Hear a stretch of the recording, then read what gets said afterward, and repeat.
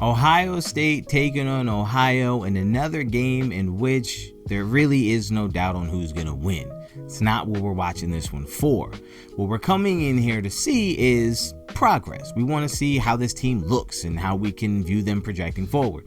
After the Texas win, coming back and facing Grambling, they did exactly what they needed to do. 70-0, that is an absolute dog walking. However, what you saw in that game was Julian Saintz step things up. You saw Brian Hartline calling the game, calling the plays, and you saw that offense look explosive, albeit against a fairly weak opponent. So you're stepping up the level of competition ever so slightly against Ohio, but it is a better team than Grambling. So what can we expect? Well, here's what I'm hoping for.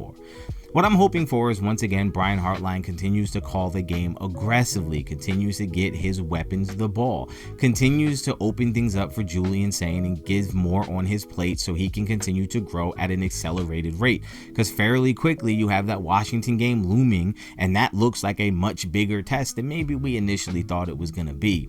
Games like that, when you start getting into the Big Ten schedule, that's when we need Julian Saintz to hit the ground running and be ready to go. Training wheels are going to come off very quickly. I think this is a game in which you can almost simulate some of that, where you have obviously better competition than Grambling, and even though they're not as good as you, and you're fairly safe in saying that even if Ohio State shows up and plays absolutely terrible, they're just talent-wise going to get out of this with a win.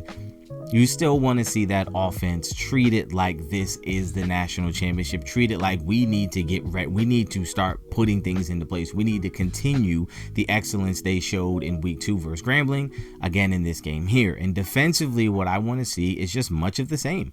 This defense came out and pitched a goose egg. That's what I'm looking for. A dominant defense that takes advantage of every little mistake the offense makes. And a team like Ohio is not as talented as Ohio State, and they don't have the guys or the weapons to really put real pressure on this Ohio State defense. So what I want to see is absolute dominance. I want to see this defense not only win, not only get 3 and outs, but do it in a dominating fashion. I want to see little to no yards given up, no cheap plays at all. We need to see this defense continue to grow, continue to build, continue to get rotations, get guys a lot of playing time. So once again, once we get into this Big Ten schedule against the big guys, the big players, we can start to see this team already be ready to go.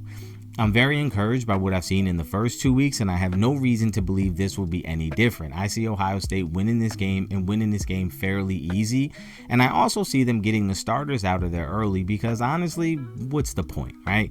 Once you get up 56, get the starters out of there, let the young guys play, continue to grow your program, continue to get guys experience, because like I said, this is all building towards those bigger games down the line.